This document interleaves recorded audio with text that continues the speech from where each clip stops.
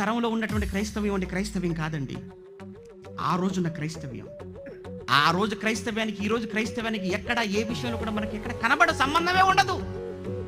ఆ రోజు ఎన్ని కష్టాలు, ఎన్ని బాధలు, ఎన్ని శ్రమలు, ఎన్ని అవమానాలు, ఎన్ని నిందలు, వాటన్నిటిని దిగమింగుకొని రాబోతున్న తరాల క్రైస్తవ్యాన్ని అందించడానికి, వాక్యాన్ని కాపాడుకోవటానికి ఎన్ని ప్రయత్నాలు చేశారో వాళ్ళు. అక్కడికి ప్రాణాలే పణంగా పెట్టిన క్రైస్తవ్యాన్ని భవిష్యత్తు తరాలకు అందించాలి, వాక్యాన్ని భవిష్యత్తు తరాలకు తీసుకుని వెళ్ళిపోవాలి.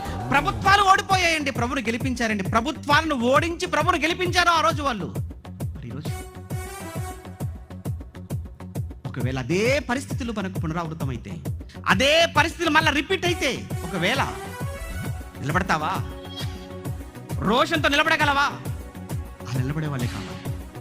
వద్దు భయపడే వాళ్ళు, బెదిరిపోయే వాళ్ళు వద్దండి.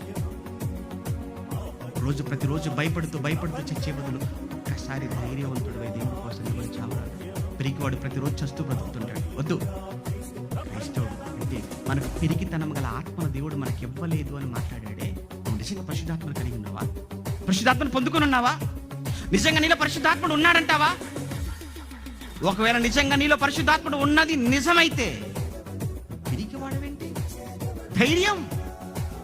ఏదో లేదు అని, ఏదో రాలేదు అని, ఎవరో అన్నారు అని, ఏదో జరిగిపోయిందని వాటి కోసమా నువ్వు ఆలోచిస్తావు? వాటి కోసమా భయపడతావు? వాటి కోసమా అడుగులు వెనక్కేస్తావు?